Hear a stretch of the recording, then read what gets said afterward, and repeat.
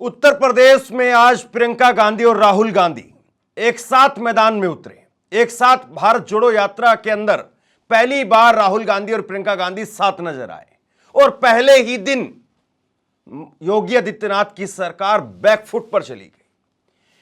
जैसे ही प्रियंका गांधी ने पूछा कि बुलडोजर कहां है, प्रियंका गांधी ने बुलडोजर को लेकर के सवाल खड़े किए। प्रियंका गांधी ने पूछा कि जो उत्तर प्रदेश में पुलिस भर्ती हुई है, उस पुलिस भर्ती में पेपर लीक किए गए हैं, क्या उनके घरों पर बुलडोजर चला है?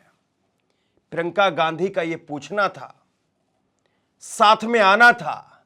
मुरादाबाद में आज पहली बार प्रियंका गांधी लोकसभा चुनाव से पहले भारत जोड़ो न्याय यात्रा के अंदर उतरी थी, अपनी ससुराल के अंदर थी और योगी आदित्यनाथ को फरमान जारी करना पड़ा कि वो उत्तर प्रदेश के अंदर पुलिस भर्ती रद्द कर रहे हैं क्योंकि पेपर लीक हुआ है।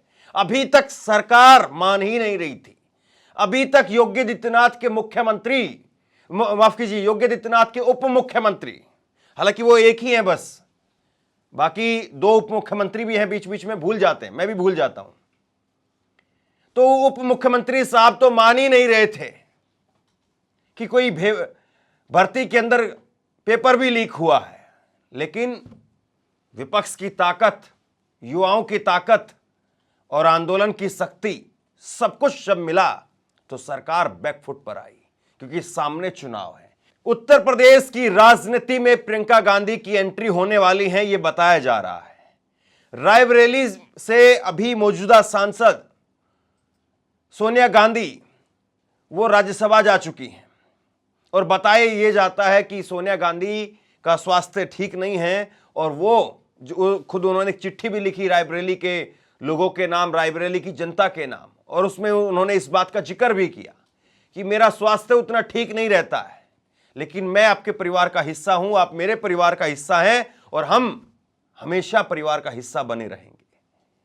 लेकिन उन्होंने जिक्र नहीं किया कि क्या प्रियंका गांधी उतरने वाली हैं और प्रियंका गांधी रायबरेली से चुनाव लड़ेंगी।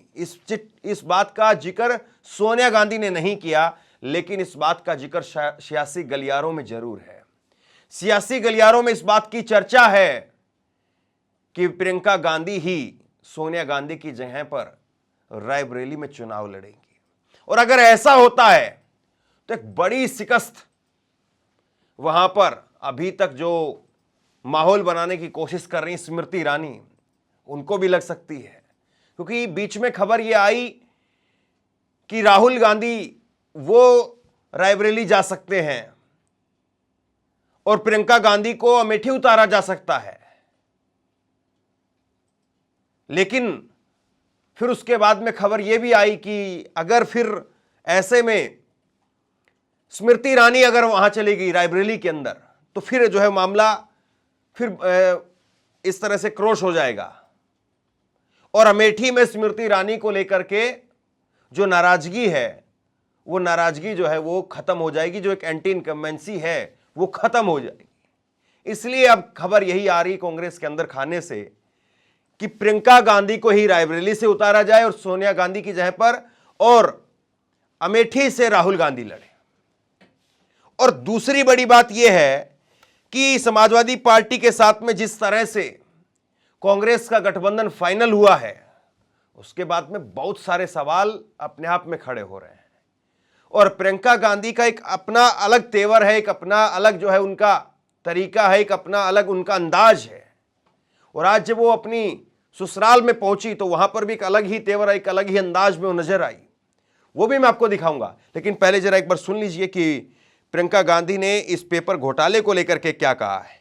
पेपर घोटाले को लेकर के प्रियंका गांधी ने योगी आदित्यनाथ की सरकार को घेरते हुए एक बड़ा ट्वीट किया है। वो ट्वीट मैं आपके सामने रख रहा हूं। और उसके बाद में प्रियंका गांधी आज जब पहुंची मुरादाबाद में अपनी ससुराल के अंदर, तो क्या कुछ कहती हुई नजर आई, वो मैं आपको आगे आपको सुनाऊंगा। तो प्रियंका गांधी का एक ट्वीट देखिए। युवाओं की ताकत के सामने सरकार को झुकना पड़ा। यूपी पुलिस भर्ती परीक्षा रद्द हो गई। कल तक सरकार में बैठे लोग पेपर लीक को झुटलाने की कोशिश में बयानबाजी कर रहे थे। जब युवाओं की शक्ति के सामने इनका झूठ नहीं टिका तो आज परीक्षा रद्द कर दी। यूपी में हर परीक्षा को पेपर लीक होना भाजपा सरकार में व्यापक भ्रष्टाचार का सबूत तो है ही, उससे ज्यादा गंभीर है सरकार का बेपरवाह और भटकाऊ रवैया। पहले माना ही नहीं कि पेपर लीक हुआ है, फिर छात्रों और अध्यापकों को धमकाने डराने की कोशिश की, भ्रम फैलाने वाली बयानबाजी की। नतीजा ये है कि पेपर लीक करने वाले सरगना आजाद घूम रहे हैं। पूरा घटनाक्रम ये दिखाता है कि भाजपा सरकार युवाओं के भविष्य के प्रति नहीं बल्कि अपनी छवि और परीक्षा माफियों के प्रति को बचाने के प्रति गंभीर है। सरकार जल्द से जल्द नई तारीख की घोषणा करे और सुनिश्चित करे कि इस बार पेपर लीक नहीं होगा, ये प्रियंका गांधी ने कहा। मैं चाहता हूं कि प्रियंका गांधी एक बार आज जब पहुंची भारत जोड़ो न्याय यात्रा के अंदर, तो किस अंदाज में उनका एक अलग लहजा है, मुस्कुराते हुए, हंसते हुए, और फिर उसके बाद में गंभीर बात को कह जाना। एक बार सुनिए आप प्रियंका गांधी को। ससुराल वालों,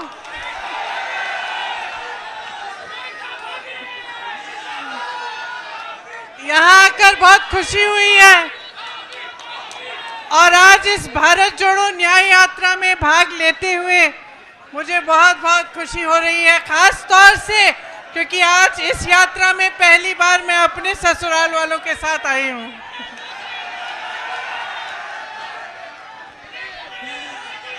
तो आपको याद होगा, बोलूं, आपको याद होगा मैं 2 साल पहले यहां आई थी, याद है? बड़ी मीटिंग हुई थी, बोलने दो भाई। आपको याद होगा 22 में मैं यहां आई थी, मीटिंग हुई थी बड़ी। अरे भैया बात सुनने दो, सुनने दो। और रोड शो भी हुआ था। मैं आपसे पूछना चाहती हूं कि तब से आज तक कुछ बदला है? उस समय चुनाव था विधानसभा का, आपने भाजपा को जिताया, योगी जी को जिताया, 2 साल और उनको मौका मिला है। मैं आपसे पूछना चाहती हूं कि जो आपकी समस्याएं हैं, जो आपकी असली समस्याएं, आपका दुख है, जो महंगाई है, जो बेरोजगारी है, जो रोज रोज इन परीक्षाओं में जो पेपर लीक हो रहे हैं, जिनके लिए नौजवान बच्चे, आपके बच्चे मेहनत करते हैं, पढ़ते हैं, फीस भरते हैं, ये सिलसिला अभी तक जारी है कि नहीं कि पेपर लीक होते रहते हैं? बताइए, जारी है? तो जब आप 2 साल बाद सरकार चुन रहे थे, आप चुनाव में अपना वोट डाल रहे थे, तो मैं जानना चाहती हूं कि आप क्या सोच रहे थे? क्या आपने सोचा, सुनिए, क्या आपने सोचा कि यहाँ का विकास होगा? सोचा था? अब यहाँ पे पीतल के कारखाने हैं, बड़े बड़े पीतल के कारोबार हैं, क्या आपकी तरक्की हुई है? हुई है। जितनी भी मदद आपको सरकार से मिलनी थी वो बंद हो गई, ऊपर से जीएसटी, और जितना काम कर रहे थे उसका शायद आधा काम कर रहे होंगे आज। मुश्किलें कम हुई हैं या बढ़ी हैं? बढ़ गई हैं। यहाँ नौजवान हैं सारे। उस समय मैंने पूछा था रोजगार मिलता है, आज रोजगार मिल रहा है।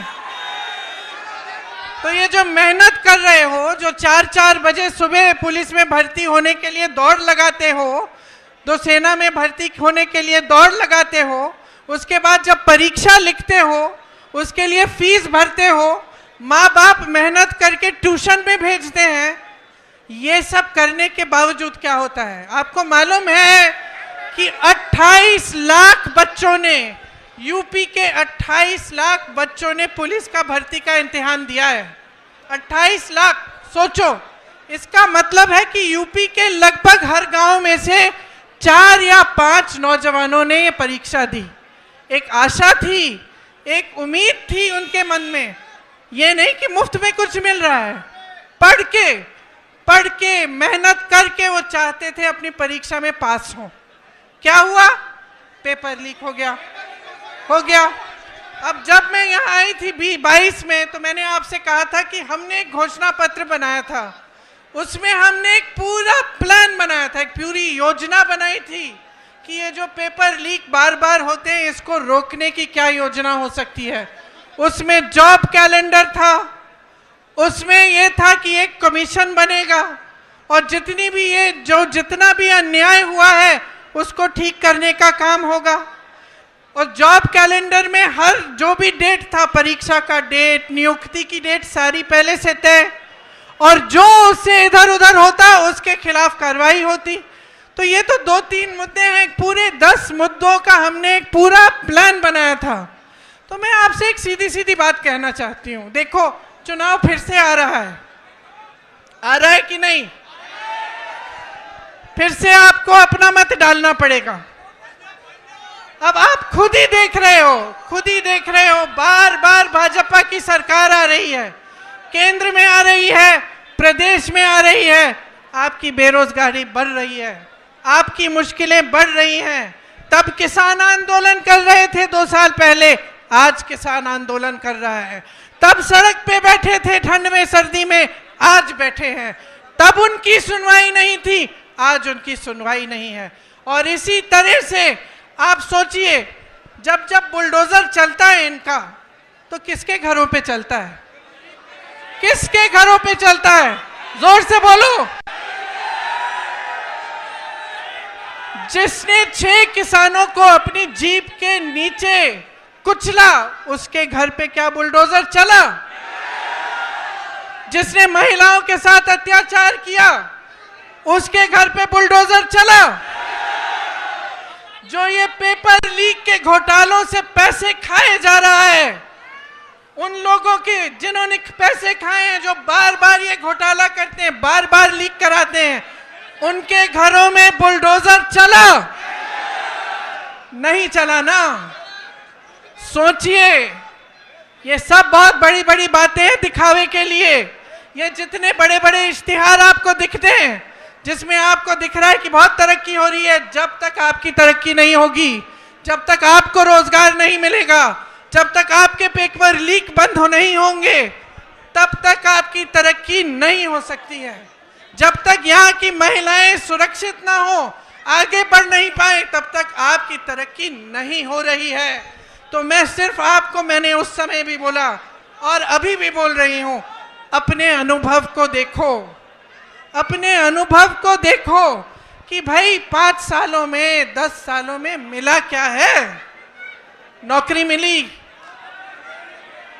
दुकान जाते हो तो सब्जी खरीद पाते हो। आपको मालूम है गन्ने का जो दाम है, जो आपको मिलना चाहिए सरकार से, वो हर साल, पिछले 7 सालों में हर साल सिर्फ मात्र 7 रुपए गन्ने का दाम बढ़ा है कि नहीं? 7 रुपए, ठीक है? तो मान लो 5 सालों में 35 रुपए बढ़ा होगा। और आप जब सब्जी खरीदने जाते हैं तो कितने बढ़ गए दाम? आलू मिलता है, प्याज मिलती है, टमाटर मिलता है, आप जाते हो 3 चीजों को लेने के लिए, घर आते हो 1 लेके। तो भाई देखो, जब तक आपको खुद समझ में नहीं आएगा, जब तक आप अपने अनुभव पर नहीं उतरोगे, तब तक कुछ नहीं बदलने वाला। हम चीखते चिल्लाते जाएंगे, कुछ नहीं बदलेगा। बदलाव तब आएगा जब आप अपनी परिस्थितियों को समझकर अपना वोट डालोगे, जब आप सवाल उठाओगे सरकार से कि मुझे सब्जी क्यों नहीं मिल रही है, इतनी महंगाई क्यों है, मेरा बच्चा पढ़ता है, मेहनत करता है, उसको नौकरी क्यों नहीं मिल रही है। जब तक ये सवाल आप नहीं उठाएंगे, जब तक इन परिस्थितियों को देखते हुए आप अपना वोट नहीं डालेंगे, तब तक आप इसी खाई में डूबे रहोगे। इसीलिए मैं आपसे कहना चाहती हूं, इस खाई में से निकलो। जब वोट डालने जाते हो, सोच समझ के अपना वोट दो। कांग्रेस पार्टी के पास योजनाएं हैं, करके दिखाया है, और आप सब अपने ही अनुभव से ये चीज समझते हैं। तो आज आपके बीच आकर मैं सिर्फ इतना कहूंगी कि जो भी वोट आप डालने जा रहे हो, बड़ी बड़ी बातों पे मत डालो, जो ऊपरी दिखावा है उस पे मत डालो। जो तुम्हारी जिंदगी में गुजर रहा है, जो तुम्हारा जीवन है, तुम्हारा अनुभव है, तुम्हारी परिस्थिति है, उसको सोच, उसको समझ के कि ये क्यों हो रहा है आपके साथ, तब वोट डालो। ये न्याय यात्रा है। राहुल जी, भारत जोड़ो यात्रा में 4000 किलोमीटर क्यों चले? इस देश को एक रखने के लिए, ये कहने के लिए कि ये देश एक है, सब एकजुट हो जाओ, आगे बढ़ोगे। आज भारत जोड़ो न्याय यात्रा पे निकले हैं, तो इस यात्रा में न्याय शब्द क्यों जोड़ा है? न्याय शब्द इसलिए जोड़ा है क्योंकि आज यहाँ के नौजवानों के साथ, देश के नौजवानों के साथ अन्याय हो रहा है। आज देश की महिलाओं के साथ अन्याय हो रहा है। आप मेहनत करते हैं, आपके पेपर लीक होते हैं। आप मेहनत करते हैं, आपको नौकरी नहीं मिलती, रोजगार नहीं मिलता। आप मेहनत करते हैं, महंगाई का सामना करते हैं। किसानों का जो बकाया होता है वो नहीं मिलता, किसानों के कर्ज माफ नहीं होते, बड़े बड़े उद्योगपतियों के होते हैं। तो देखिए, मैं फिर से आग्रह करूंगी, आज आप इस यात्रा में जुड़ने आए हैं तो हमें देखने नहीं आए हैं, अपनी परिस्थिति को समझने आए हैं। और ये समझने आए हैं कि जब तक आप बदलाव नहीं लाओगे तब तक आपकी परिस्थिति बदलने वाली नहीं है। और मैंने बहुत लंबा बोल लिया, भैया भी बोलेंगे, एक बार जोर से बोलो, एक बार जोर से बोलो, राहुल गांधी, राहुल गांधी, राहुल गांधी।